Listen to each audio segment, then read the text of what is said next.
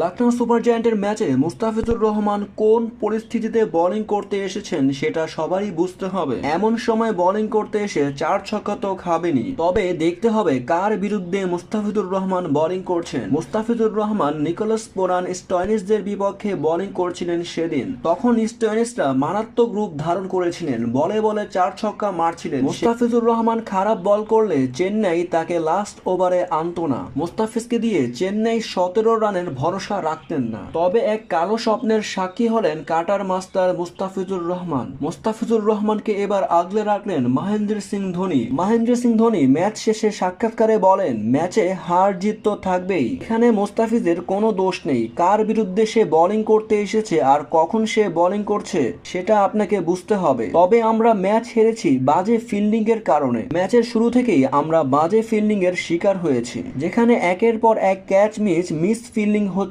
দীপক চাহারের কাছে। তাই তো মহেন্দ্র সিং ধোনি বলেন, আমরা মুস্তাফিজের জন্য ম্যাচ হারিনি, আমরা বাজে ফিল্ডিং এর কারণে এই ম্যাচ থেকে ছিটকে গেছি। মুস্তাফিজকে যেন আগলে রাখলেন মহেন্দ্র সিং ধোনি নিজেই। তবে আরও জানতে এই চ্যানেলটিকে এখনই সাবস্ক্রাইব করুন।